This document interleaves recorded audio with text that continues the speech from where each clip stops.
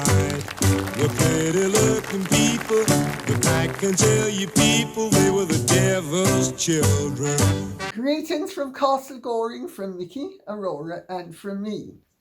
Well, I have some really interesting news for you today. Some of it is really coincidental, and others of it is not. But I'll plunge in with what Michelle Org says. They're spreading rumours about Catherine's cancer being a lie to counterbalance the Montecito children. So predictable. Well, I will tell you that there have been brewings taking place not only behind the scenes, but I gather there is a place called Radar or Radar Line that has actually mentioned something about the children and the surrogacy questions, and has actually brought up my name as well. And they quote a senior courtier. So that's been very interesting.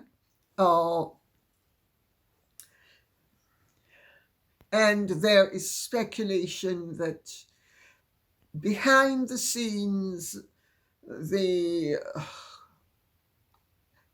issue is not dissolving. Let's put it that way. I don't know what the outcome is going to be, but I do know what I think the outcome should be.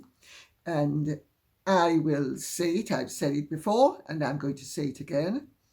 The palace should simply fulfill its duty to the citizens of all the countries of which the king is a monarch. That includes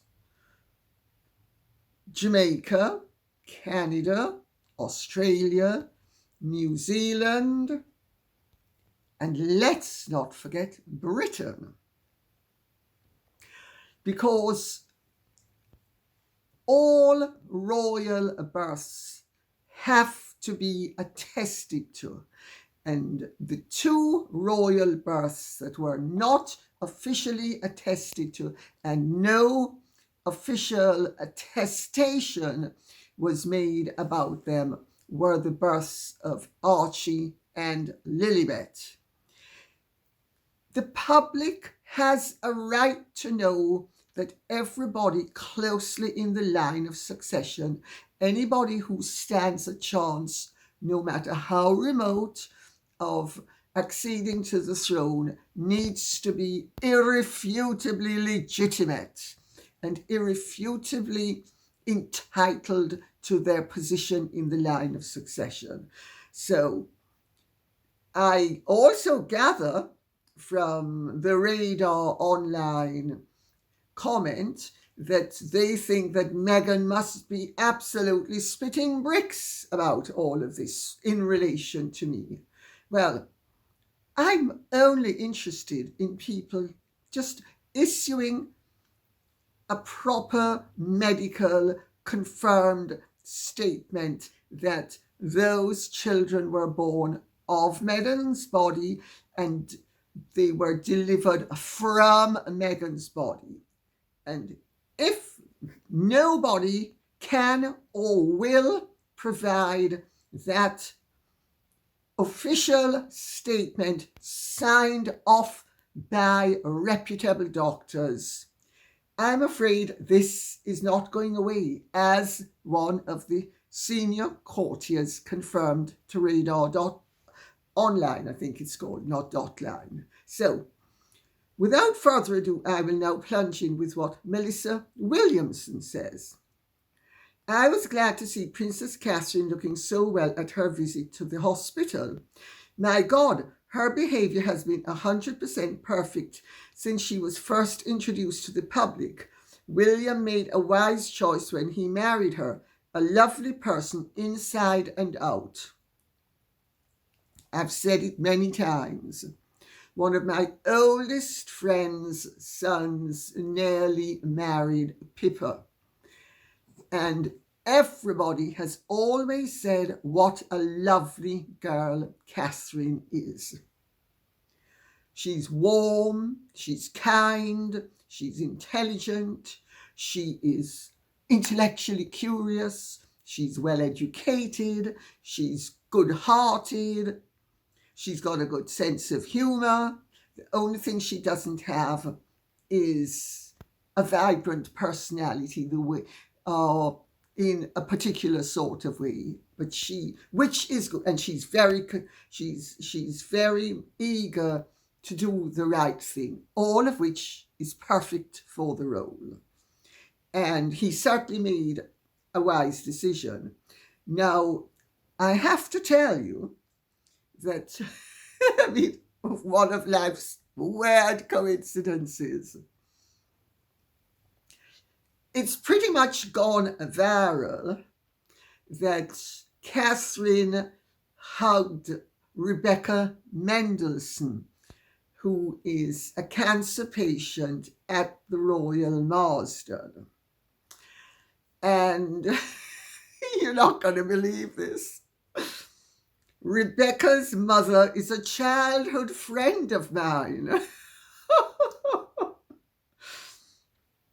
Her mother, Dawn, who was born Dawn Bitter, the Bitters are a very eminent Jamaican family, obviously a white Jamaican family. And I mean, so Dawn's mother and my mother were great friends all their lives.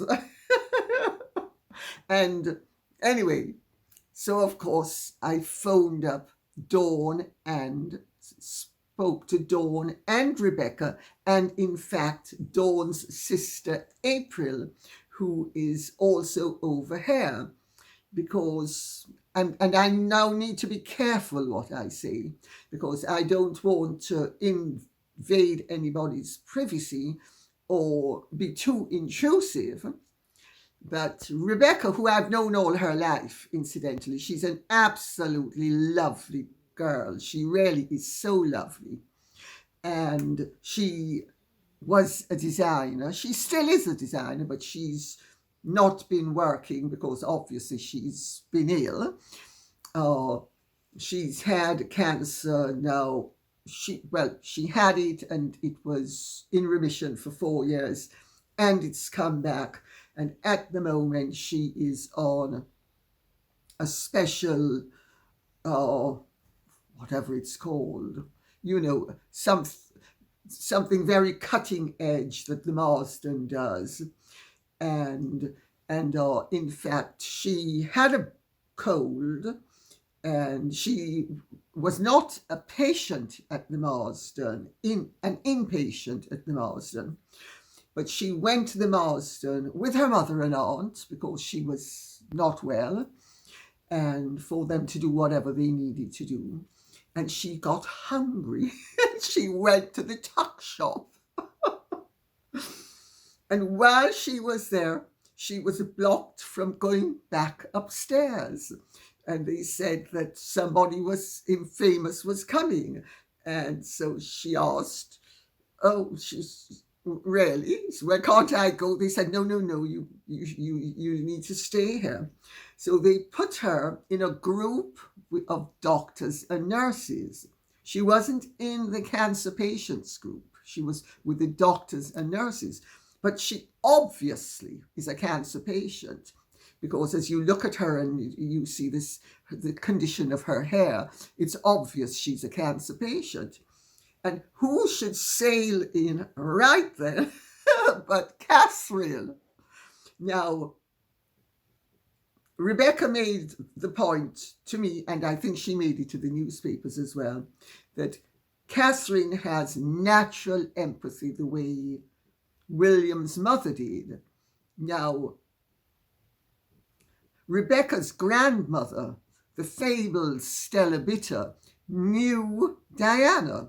So although Rebecca's a wrong generation, she will have known from her grandmother how warm and empathetic Diana was, because Diana was warm and empathetic.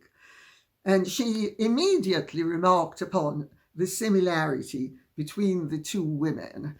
And she said that, Catherine walked in and immediately, obviously realizing that Rebecca was a cancer patient, instead of sort of to break the ice, she said, "Oh, is one of you a cancer patient?" And Rebecca put up her finger. And Catherine made a beeline for her. Actually, Catherine had already made a beeline for her from before. And Catherine, I understand, not only from Rebecca, but from other people who were there, Catherine was absolutely marvelous. She was so wonderful. She was so just totally unaffected, down to earth. It's with Catherine, it's never about her. It's about what she's doing, and it's about you. And so she and Rebecca started to talk, and Rebecca said to her that you're an inspiration. And Catherine, who was very touched by this, immediately moved in to give Rebecca a hug. They hugged each other totally spontaneously. There was nothing planned or orchestrated about it. And it was not a Meganian hug. It was, as Rebecca said, you could just feel the care pouring out of Catherine. She is a lovely, lovely person. Everybody who knows her says what a lovely person she is.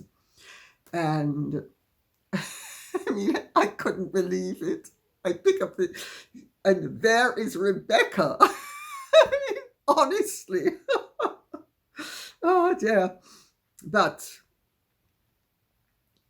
Catherine then, because Rebecca then went back upstairs where she was being seen to, and Catherine went and visited a lot of the inpatients, because Rebecca was not an inpatient at the time. Isn't it a lovely, lovely incident? Totally spontaneous, totally natural. And the thing about Catherine is she is so totally natural. She's so unaffected. She's just a good person. And it oozes out of her. You know, you can't simulate sincerity for any length of time. I know actors and actresses can do it for takes in movies, but to simulate sincerity consistently on an everyday basis is not possible unless you are a very practiced, intelligent, well-disciplined sociopath, which clearly Catherine is not. So I'm not going to say any more on the subject, except to say that Dawn said to me, her mother, she said that her take on the situation was that Catherine and Rebecca have so much in common because of their experience with cancer, because as Dawn said, and it's a really important point to make, that once you are diagnosed with cancer, the fear never leaves you. Well, it certainly doesn't leave you while you have it. And when, as Rebecca said to me, once you have it and you have gone into remission, you have the fear that it will come back, which unfortunately with poor Rebecca, she's so lovely too, it came back after 4 years. Well, Catherine, I have said this before, so I'm not telling tales out of school. I've been told that, of course, she's concerned that this is now that she's announced that she's in remission, but she was concerned before she was in remission, and even when she was in remission, that it will come back. Yes, you're positive. You have to have a positive attitude, as Catherine has said, and as Rebecca has said. And I mean, Rebecca is wonderful. I mean, at the hospital, they say that she has huge balls. She's so ballsy. She is so courageous and just get up and go. And her father was also the most wonderfully ballsy man. And she has a lot of her father in her. And her mother is also a real sweetie pie and very courageous. And she just, if you told Rebecca anything she didn't want to hear, she's going to counter it with, no, I'm going to fight and win. And Catherine is the same. And it is really important when you have cancer to have a positive attitude. It is so important. It makes all the difference. And I don't know, those of you who have watched this for a while will remember that when Catherine was first diagnosed, one of the doctors involved said that Catherine is the ideal cancer patient because she's intelligent and she's positive. So two ideal cancer patients met each other. But isn't it an amazing coincidence that she should speak to Rebecca, whose mother is a childhood friend of mine? I mean, you just couldn't make it up. Now, I have a little bit of news from Hollywood. And it doesn't come in the form of a question because nobody knows about any of this. So nobody could ask the question because it's not public. Meg Bellamy, and this is public, Meg Bellamy has flown a kite suggesting that any future series of The Crown that Netflix makes, and Meg Bellamy played Catherine in The Crown, in the last season of The Crown, and she played her to some acclaim. And she says that she thinks Meghan should play herself. So this is really interesting. I have been having bongo drums beating back and forth between Castle Goring and Hollywood. And the bongo drums say this, that it is very unlikely that Netflix will have flown that kite because Netflix would not do anything that would, at this point, well, there is speculation within Netflix as to whether it is in their interest to extend or renew or renegotiate the contract with Meghan and Harry that's about to expire.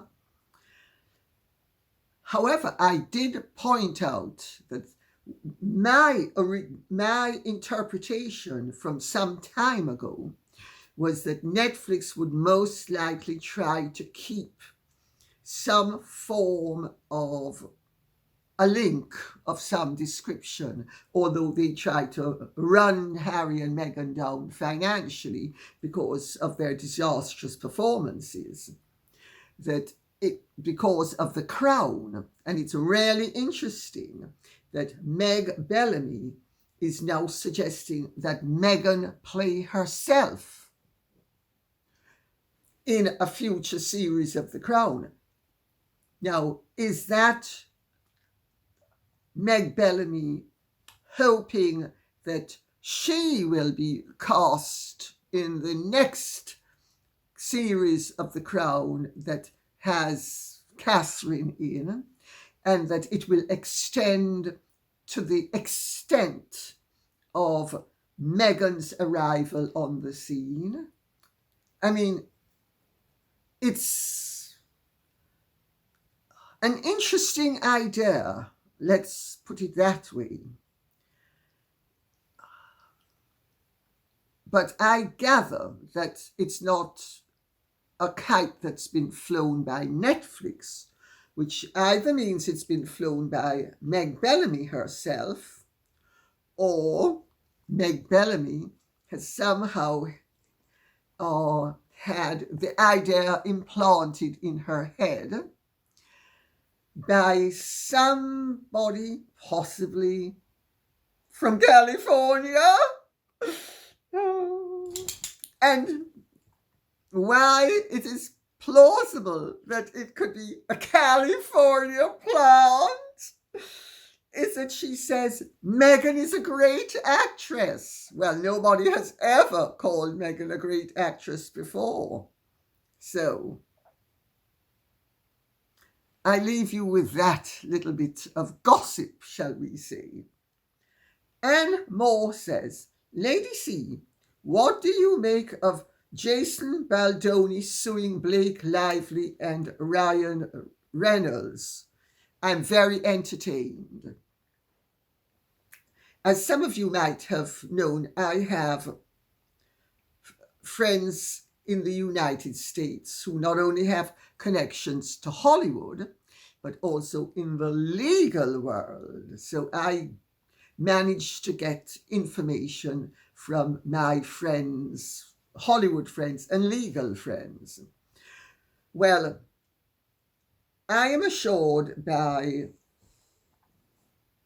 people who have knowledge of superb lawyers that Brian Friedman, who is Jason Baldoni's lawyer, is absolutely brilliant. I also gather he's lost his house in Palisades in the fire, which I'm very sorry about. Of course, we're all sorry, anybody who lost a house. But my understanding is that Brian Friedman, and normally lawyers have confidence in the case they're going to prosecute or defend if it has merit, and if they're not ambulance chasers, and if they're not so unethical that it's all about the money, because there are many lawyers that it's all about the money, and they will argue that the moon is made of cream cheese if somebody who is going to pay them enough money. But Brian Friedman is not that sort of lawyer, I am assured. He is sound and he's solid, and he is 110% convinced that Blake Lively is going to end up being another Amber Heard. That this case is going to destroy Blake Lively. It's also going to, if not destroy Ryan Reynolds, it's going to adversely affect his career tremendously. Because Blake Lively and Ryan Reynolds have evidently manipulated the evidence so much in her favor. For instance, one or two small things. One is she did not realize that a scene that was being filmed had sound. She thought there was no sound. She didn't realize that there was sound. And she has given a totally fallacious interpretation of it in her claim. Except they have the sound. And where she is being provocative and poking Jason Baldoni in discomforting ways. So when they're filming, she does things like she kisses him longer and more than she should, and then spins it around in her claim. He knows he has a problem with his nose. I don't know why he would. He's obviously Italian, and he has a fabulously beautiful Roman nose. So I don't know why he'd have a problem with his nose. But I suppose he doesn't understand the fine tradition of Roman masculine beauty. He should simply just go to the Palazzo Massimo and look at a few of the busts from ancient Rome to understand he should actually be thrilled with his nose and the way he looks. But anyway, that's beside the point. That's just one of the instances, evidently. She invited them in to her trailer while she was expressing milk, and then objects to the fact that they entered the trailer when she was either expressing milk or feeding the baby. And evidently, the PR people who were employed, because evidently what happened was not only did she try to hijack the movie, she didn't even know what the movie was about properly. She'd never read the book that the movie was based on. It's a movie about abuse, and she, in the promotion, tried to make it into something else. She didn't even want to read the book that the movie was based on. And so she... I mean, you couldn't make any of this up, but they have chapter and verse on her. So she came out with this bizarre thing, and evidently, because she and Baldoni had a disastrous relationship, when the promotion of the film was starting, because of course the film is promoted before it hits the screen, so to speak, she could not believe that her behavior was antagonizing people. She evidently thought, and she has accused Baldoni and his camp of orchestrating a campaign of denigration against her, except they didn't. They had to hire a damage limitation team.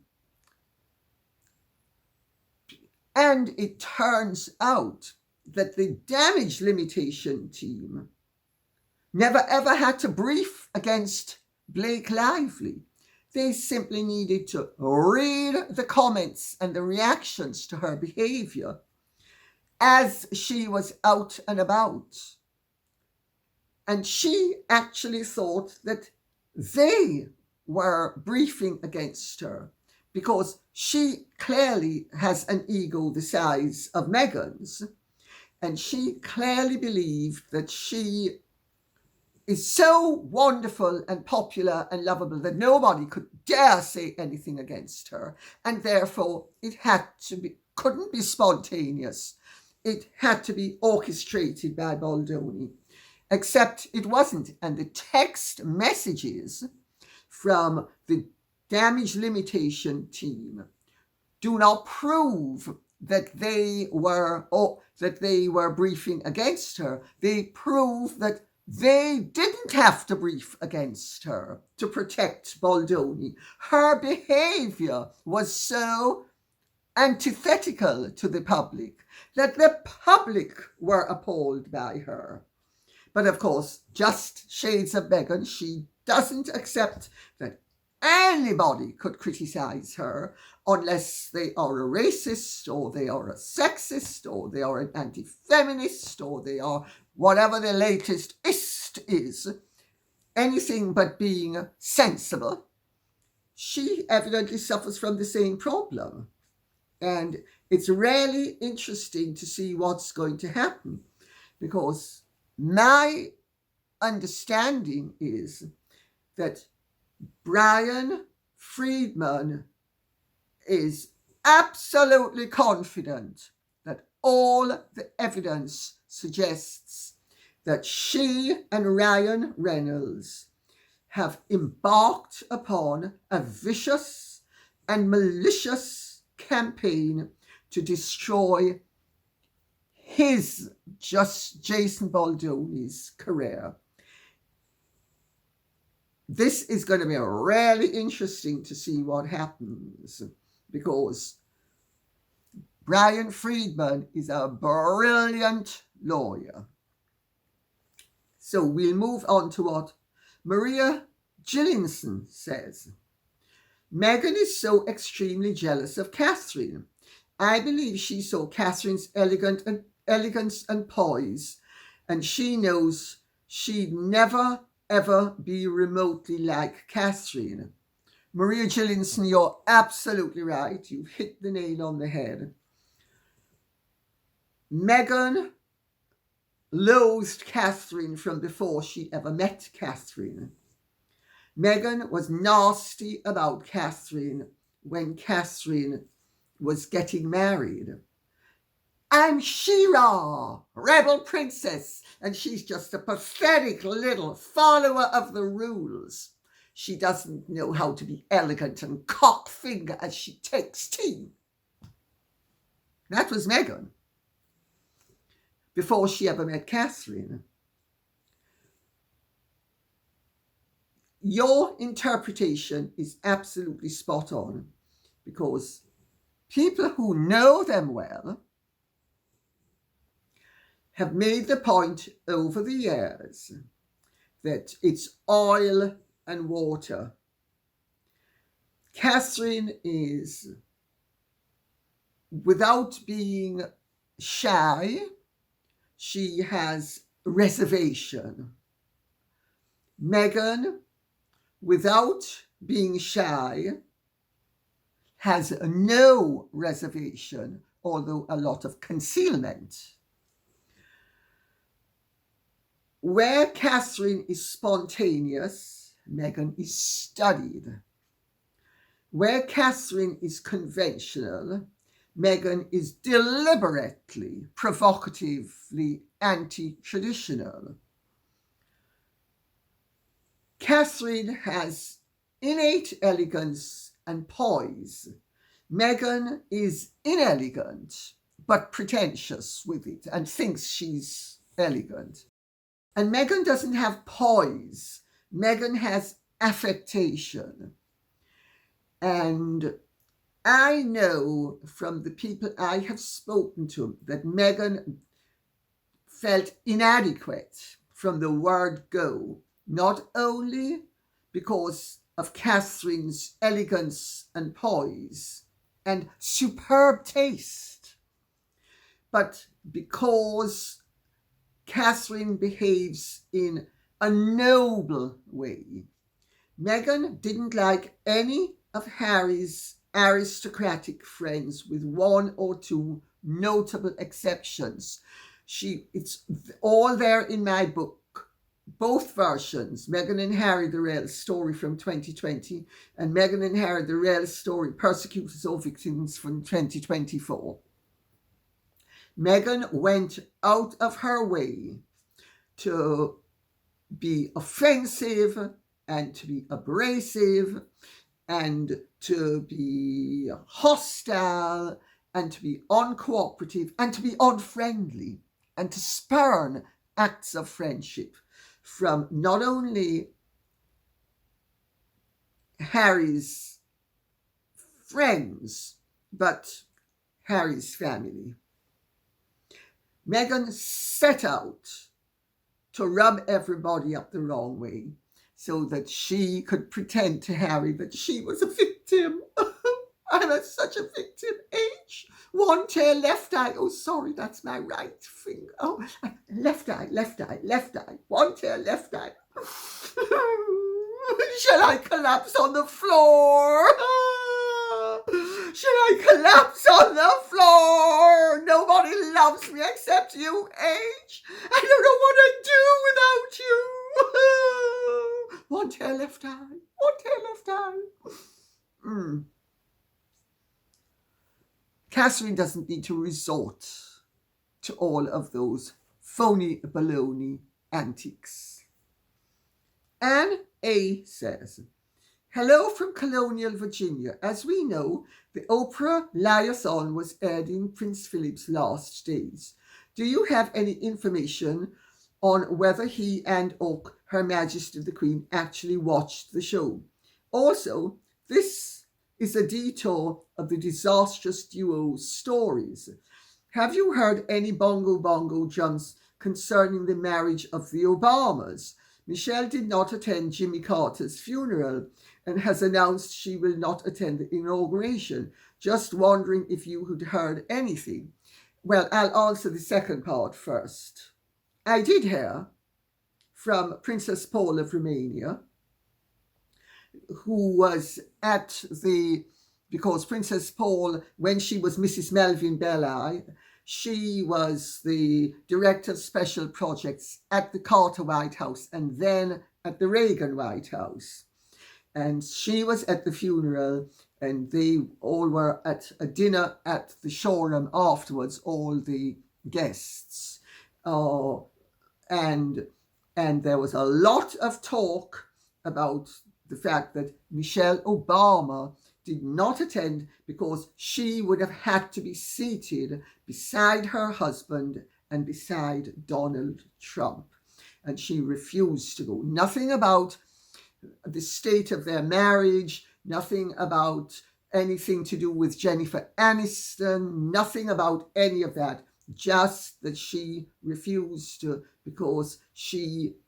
And also, Melania Trump has said in the last few days publicly that this time moving into the White House will be a lot easier because they know where things are, etc.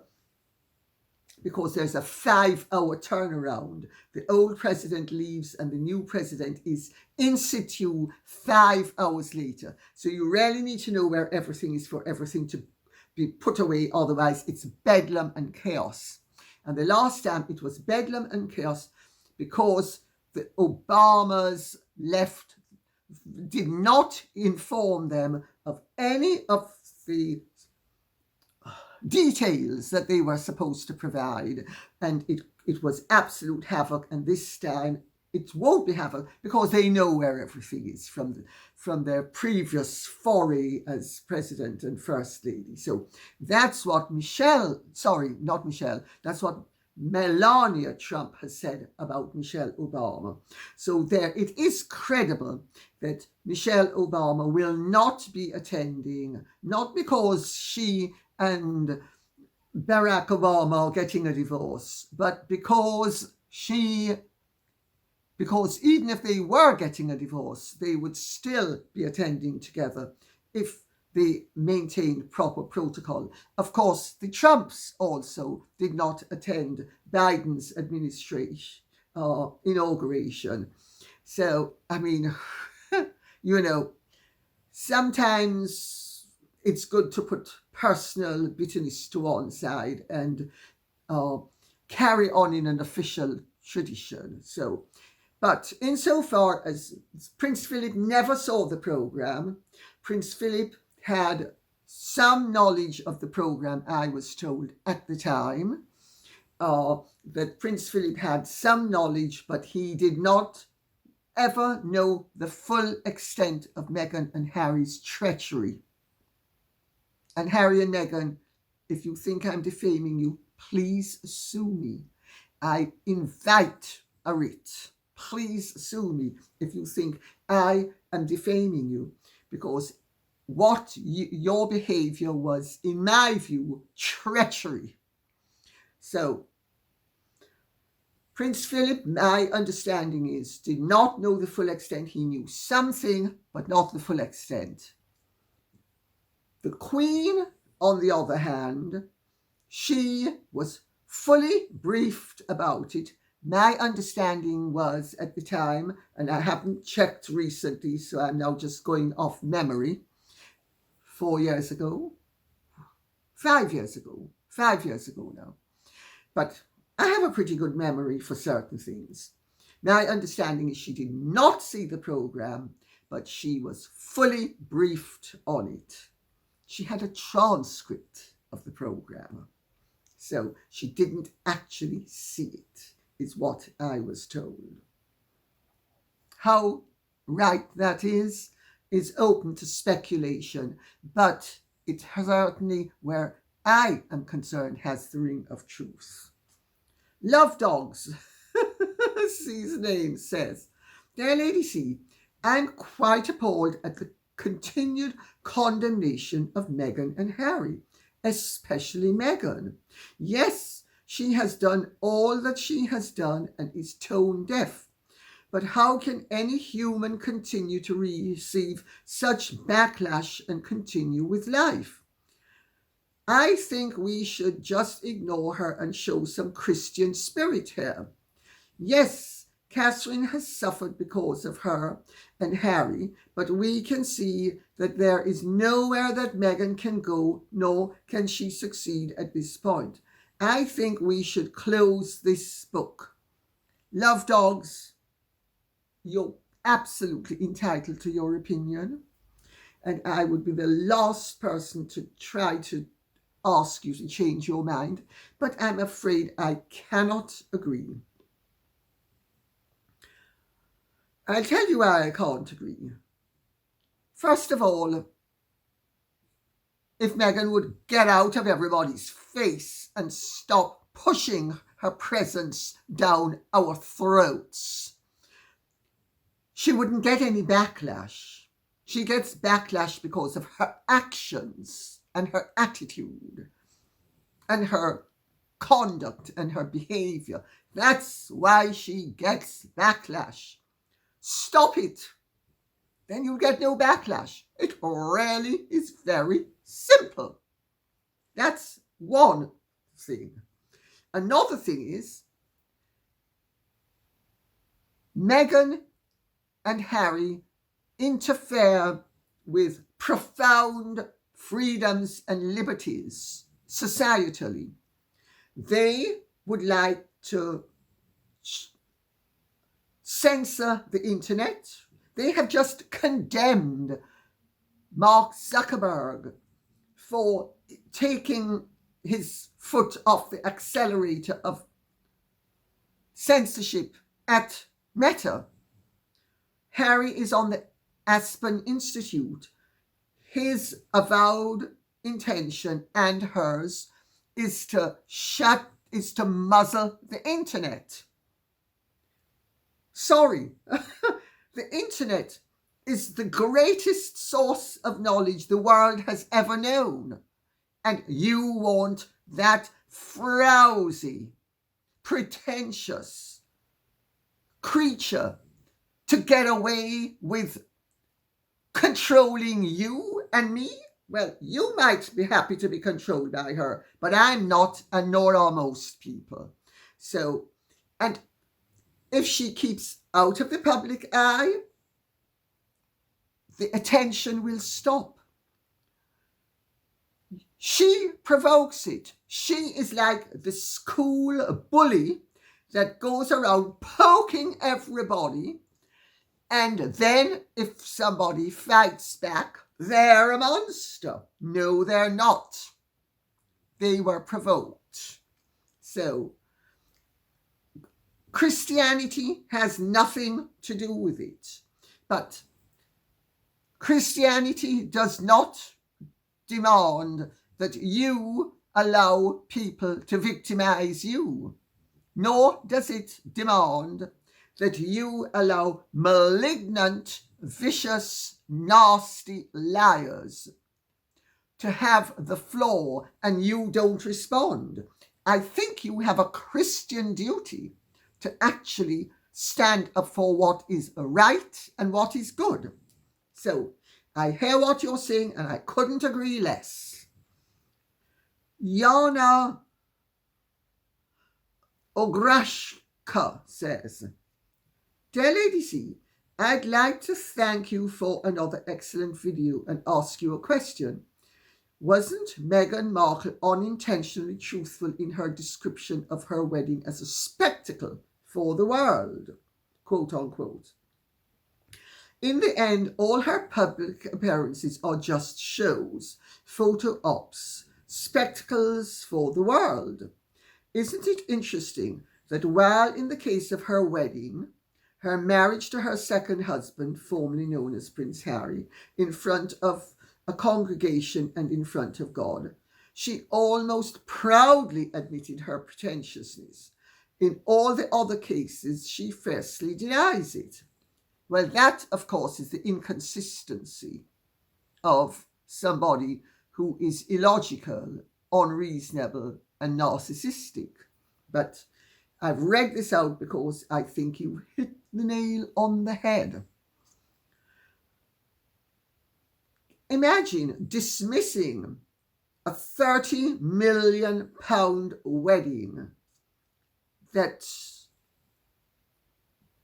people in this country and the rest of the world were so engaged with and so happy for the both of them as a spectacle for the public. I, the great I. We are so in love that we had our own marriage 3 days before, but we felt obliged because of our greatness to go through with the spectacle for everybody to benefit from our great existence because we are so wonderful. And it's a matter of fact that we had no real interest. In fact, it was a burden to us that certainly it was a burden to me because the great I didn't really want to have to take part in the spectacle, but I did nevertheless out of the goodness of my heart. Daddy, remember I loathe you. I'm so loving. I'm so authentic. I'm so honest. And pigs fly. We're going to wrap this up with something interesting. I'm going to read out a few questions because this is really important. Because the terrible catastrophe and tragedy of the California fires is something that is not going to be forgotten very quickly. It is a major world event. Maureen Lumino says, the insurance companies did their homework, which is why a lot of insured people's policies were cancelled in the event of fire. The insurance companies studied the area and determined that it was a fire hazard. It turns out they were correct. Why didn't Newsom, or New Scum, as he ought to be called, have this info too? They had it. They simply didn't act upon it. In addition, nationally, insurance premiums would have increased across the board in order to make up for huge payouts from the fire damage. Barbara Enns says, the cancellation of insurance in California had to do with the government not allowing the insurance companies to raise their rates after having previous large payouts. They were controlling prices, so the insurance companies got out. Not planning says, insurance companies require a water source nearby to write a fire insurance policy on property.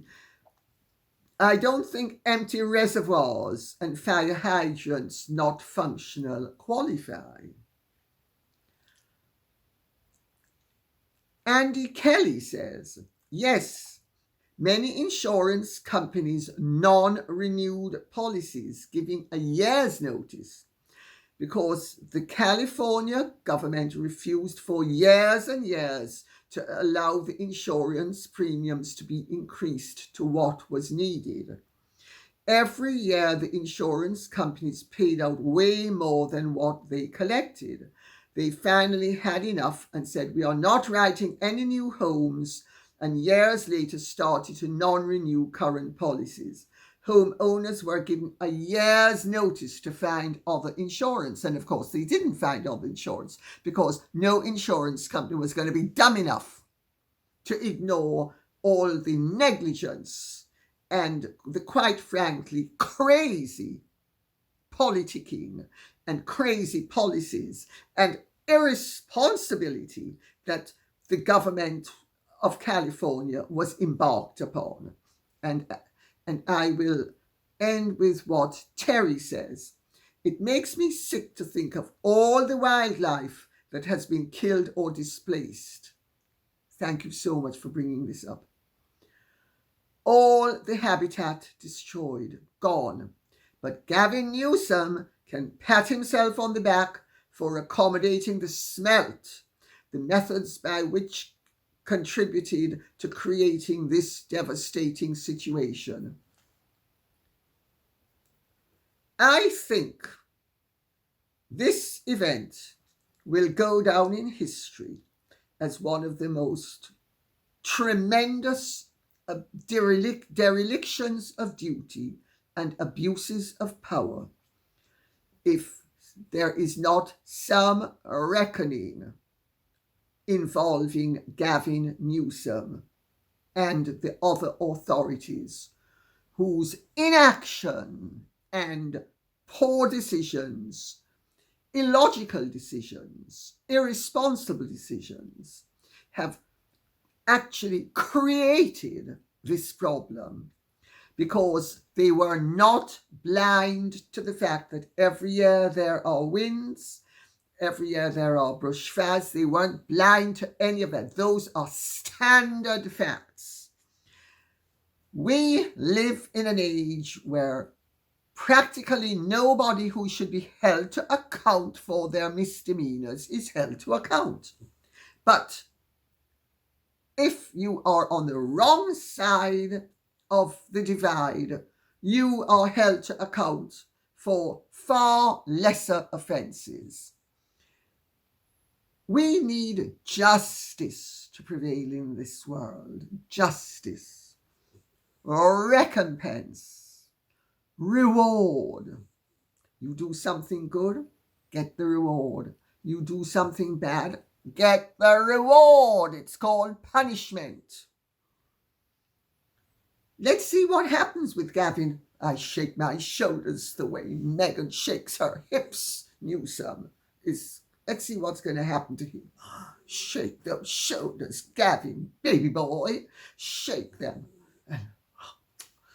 I can't show you me shaking my hips because I'm not Megsy baby. And things like that I do in private. And on that note, I'll say thank you so much for listening. I hope this has been of some interest to you.